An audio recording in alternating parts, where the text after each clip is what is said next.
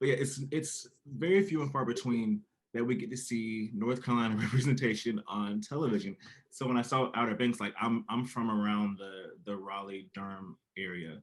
And I went to school in Chapel Hill, so I'm not close to the Outer Banks, but there was a Chapel Hill mention in the first Yeah, season. yeah. I know exactly where that's at. Yeah. So that was a pretty cool mention. So immediately when the show came out, I was like, I have to see what this is talking about because North Carolina is is on Netflix. Um, so yeah, did you anticipate that Outer Banks would be such a massive hit show with this fan base? I think that Outer Banks was probably one of the first series that kind of the first major series that came out during the pandemic, because people were still figuring out like where we're gonna go from this. And then Outer Banks is one of the shows that dropped first. So did you anticipate having this big show on Netflix, having this huge following now, and people being this interested in the show and your characters? Honestly, no, we didn't. Like, especially I didn't. Like I definitely was like very excited to work on it, very excited to I read the script and I was like, this is cool. This is like a very different kind of concept. Like, it definitely had that teenage show feel, that teenage like soap opera kind of feel, but it had that intriguing like treasure hunt element that was very different. And everybody, when we met, we were all like just, really good friends, and we became like friends fast. And that friendship was kind of like it became real. Mm-hmm. And so when this show came out, we were just like, like, I hope, like we were all kind of moving on to other things. And like, we were like the first couple of weeks, it hit the top 10, and we were like, okay, like this is cool. Like, yeah, like it's at the top 10, like that's interesting. And then it hit number 1, and we were like, all right, like that's really cool. Like maybe we can get a season 2. And then like, it started to grow like in popularity, and we were just so surprised by it. It was just cool to like kind of see like people who actually like really like and resonate with the show. Yeah. And heading into this new season, what do you think is the biggest difference between the Pope we saw in season 1 and the one that we see in season 2? He's grown. He's definitely starting to become his own man, and kind of grow into his confidence. When you're 16 and you're like a young man, you kind of like go through that moment where you're like, all right, I can't like I have my priorities, and I have like the things like I know like all right, what I'm supposed to do, but then I also kind of have where my gut's telling me to go, and where I feel like that fire, like when you find that thing that like ignites that fire in you, you kind of like want to go 100% into it. And I think that this season you'll definitely see Pope's fire get ignited and him dive into that 100%, and kind of surprise himself in the things that he can do. Yeah. And what do you think is the importance of a show like this having a Black character or Black characters, Madison's character as well, in such pivotal roles on the show when historically, Black characters and actors have kind of been excluded from a lot of teen shows, a lot of young adult narratives, and shows that are in a similar vein. So what's the importance that you think your character brings and you bring to the show that we really haven't seen before in shows like this? Yeah, Pope was a very interesting character in the way that, he's a young a black man who, he grows up poor. He grows up, basically being told like your path is either you get these grades and you go to school, or you work this job, or you go to jail. Like those are your 3 options. And and a lot of, teen shows, they don't, when they have a Black character, he doesn't feel like somebody you could meet. It feels like, Mm-hmm. Sometimes it just feels like, they're in there to be in there, not necessarily having their own sort of world in store, and like they feel like a real person.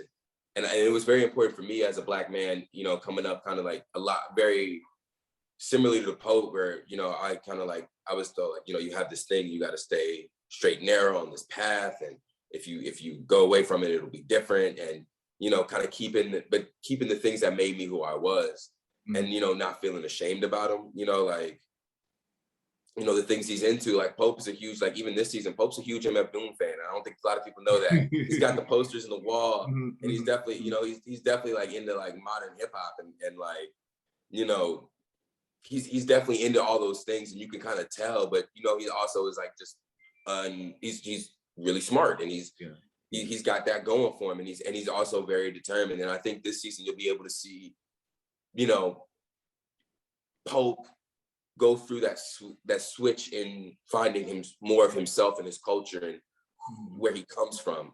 I think this season, and that was something that was just fun to do. Yeah, and you know, I like that too from what I've seen of this season so far, because I feel like a lot of times shows like this, sometimes it's like they either have them completely disconnected from their identity, like the characters are colorblind, so like it could be written as a white character, it can be written as a black character, anything, or they rather lean into very stereotypical portrayals of the characters and Black people. So it's like, yeah, it's hard to toe the line sometimes, but I think, you know, from what we've seen of Pope so far, it's such a multifaceted portrayal of a Black person being in this teen space, you know.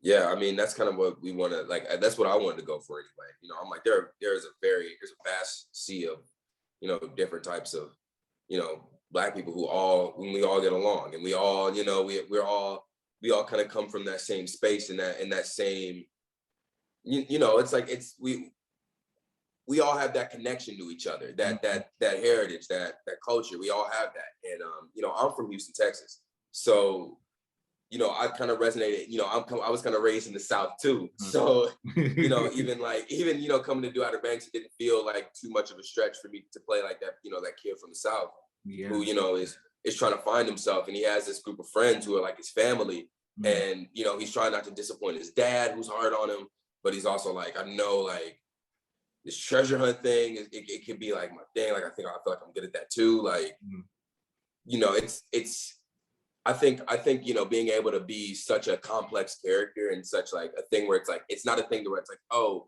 we don't acknowledge that he's Black, because he definitely is. And that definitely plays a major role in his life and a major role in who he is as a person.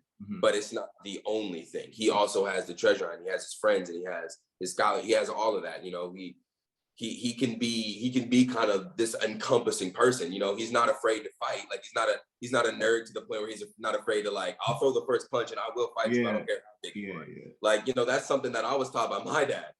You know, even like, you know, the directors are like, yeah, like, you know, like, that's kind of how we were. It was like, you know, you're young, but like, if you get it out there and you just like, you know, it's gonna be scary for those first 13 seconds, but then you're into it. And I think Pope has that mentality. He's like, all you got to do is throw the first punch, and then you're in it. Like, once you're in it, you're in it, and it can only go one of two ways. So I think, like, having a person like that who can be, you know, nerdy and smart and cool and strong and a leader and all those things at the same time, and still be a Black man, is just like, that's just like, I don't think there are many characters on TV like that right now. Yeah, absolutely. And what can you tease about Pope's relationships heading into this season? What we'll see, you know, his relationship with JJ, his relationship with Key, what he thinks has happened to John B leading into this season. What can you tell us about what's to come as far as those dynamics? Yeah, I mean, you know, we kind of start the second season, and we believe that John B and Sarah are dead. You know, the Popes on the Outer Banks right now, and I think they all just are going through grief right now, different stages of grief. You know, Pope's kind of like, he's gone back into his books because that's what he knows. And he's like, this will keep us safe. He's like, I'm tired of like wilding out, because when I do that, my friends get hurt, and I'm not gonna do that anymore. I'm just gonna focus on my books. I'm gonna focus on my schoolwork, and I'm gonna just keep moving in my life. And in ignoring that, he almost is pushing them away. Like, he wants JJ and Kiara to be there because he needs them. But he's like, I don't want to, like, if I keep wilding out, if I keep being this person, like I don't know what's gonna happen, you know. And I've already lost 2 of my friends, and I can't lose 2 more. And he wants to hold on to them, and they're trying to hold on to each other, but that pain is definitely still there. Yeah. And, you know, even at the end of season 1, so many fans had their theories about what's going to happen.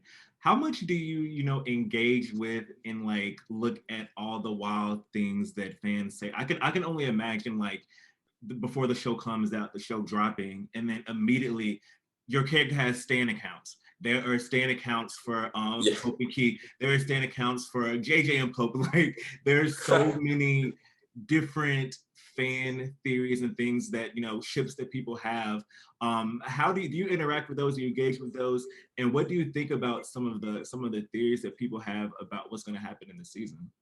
Yeah, so I've definitely seen a couple of them. You know, we sometimes we'll catch a few that, you know, we think are particularly funny. You know, I love them all, by the way. I think all of them could happen. I like we love them all. Like that's just the fact that even people care enough about us and these characters to like, oh, what if this happened? What if this happened? Like that's cool because I do that for Marvel movies all the time. And you know, sometimes sometimes the predictions are way off just because these writers are they always surprise me every time I think it's going somewhere. They always come back with something else, and I'm like, okay, like I did not see that coming. That was kind of crazy. And you know, just the fan theories kind of lets us know like how you feel about these characters and how you feel about their relationships to each other. You know, it's very interesting to like read some of them and be like, okay, like I was trying to put that in the post. I was trying to give him that. Like it's cool that caught on, even though that might not be what happens in the show. You know, like some of these things are canon in my head. Like yeah, like he probably make that move. He probably yeah. So for sure, like I love all those fan theories. I think they're awesome, and I think they're very creative for sure. Yeah. What's something that you think will surprise fans about this season? What are some unexpected things that you can tease a little bit that you think that hardcore fans of the show will be surprised about? Gosh, how do I say anything without giving it away? It's just it's such a delicate show, and it gets so crazy. Especially this season gets so crazy that if I were to give even the smallest thing, it'd be like, wait, what? Because there's you know, Outer Banks usually has this thing where there's this big shift in like the story. I don't want to say story, but like there's a big shift halfway through the season 1, there was a shift that kind of happened, you know, probably I guess it's like maybe not halfway, maybe 3 or 4 episodes. Yeah, like 3 or 4 episodes, and there's a shift, right? When Sarah joins the fold, it kind of it's a little shift, and then towards the end, there's kind of like a little shift. So that's I would say there's the same thing for this season. In the beginning, we kind of start where we ended in episode 10, and then there's like this shift around episode I want to say 4. There's a shift where it's like, all right, and then there's another shift around episode 7, 8, where you're like, wait, what is happening? And then 10 is just crazy. So I'm trying to like hype it up without giving it away, but I promise you, like this season threw me for so many loops. When I read it, I was like, oh, like fans are like, they have no idea what's coming for them. Like I've yet to see it, even when the trailer came out, I've yet to see anybody guess what's happening this year. So very excited for the reactions about everything's gonna turn out.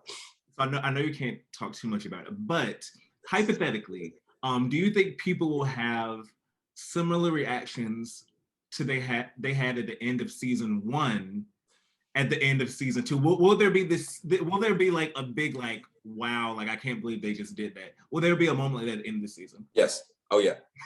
Oh yeah. That's all. Oh yeah. That's all. Oh yeah. It'll be crazy. It'll be worth it. It'll be worth it. It'll be worth it for sure. You'll be like, you'll be like, hold on a minute. Like you'll be ready for season 3. Like when I finished it, I was like, we're probably going to do season 3 pretty soon, huh? Yeah, you know, like that. And also, I mean, I guess as an actor too, when you read the scripts like that, I bet you're probably thinking like, you know, it has to be more. Like we can't just, you know, I mean, I know every actor probably wants, you know, projects to go on, you know, things to have new life and stuff. But when it's imagining how season 1 ends, just like you can't leave off at that. No, you have to come full circle. Yeah, when we finished first season, we were like, okay, what happens like if they, you know, find the gold? It's over, right? Like once they found it, they got it. And man, did they answer that question quick about how they could give legs to this show. They answered it fast, and they were like, no, this is the show. And we were like, oh, well, we weren't expecting that, but we love it, and let's keep doing that. Like we're on board with it as a cast, and you know, like these are, again, like we're really friends like that. And so we were just excited. Like we saw the possibility, what they're going for. So we're just really excited for, you know, this season, especially just to come out and for it to blow fans away. Yeah. As an actor, what did you learn about yourself during the pandemic so far? I mean, I'm thinking about, you launched the show during a pandemic, and here you are, second season of a show, also promoting a show during the pandemic as well. But I can only imagine that it's probably different. Also, filming during COVID versus not filming during COVID during the first season. But as an actor, how do you think you've grown since the events of this past year? I mean, yeah, I think I grew tremendous. It was just first, the pandemic just kind of taught me what was important, what mattered, my family, my health, it really showed me what was important in my life. And on top of that, having the show made me really grateful and, just for the opportunity that I was given. And, all glory to God. It was just amazing to have this in a time that not a lot of people had a lot. And I had a lot of sympathy for the world. Bigger than me was the thing that was happening to all of us. And even just like, that's why it's weird. Like, I don't really, like, I still kind of don't know the popularity of the show because I don't go out. I haven't been out like that to really receive it. All we have is social media, and I try not to take that as the end all be all. Yeah. And so I've just been kind of like,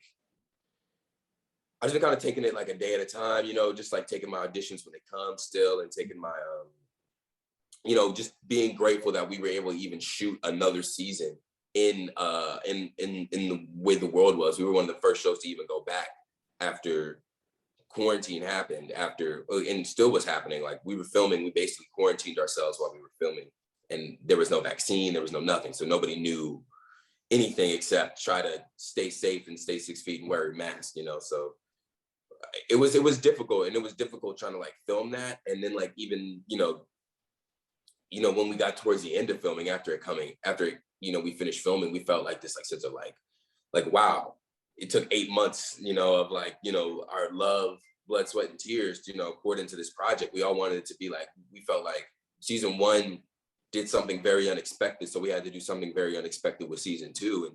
And I felt like we really did that. And I felt like everybody gave their all. Like, when I watch it, I can see the work of all those people who gave their time and energy to a thing that we just loved in the first season. And it was like our baby, like growing up. And we saw it like this season, we saw it like take another step forward. We're just excited to keep moving forward with it. Yeah. And being that you're one of the biggest young rising actors to emerge like in the past year or so, what advice would you give to other aspiring actors, other aspiring creatives who would love to be in your shoes and love to follow in your footsteps and be the next big actor? I mean, first of all, the fact that you're even saying that's kind of wild to me. Like, I just want to throw that out there. I don't consider myself that, like I'm very excited for it. I might need to take it. I need to take a video of you saying that, just kind of like affirm it in my ear every day. But I guess my thing was always, luckily I had a good support system. My family believed in what I was doing.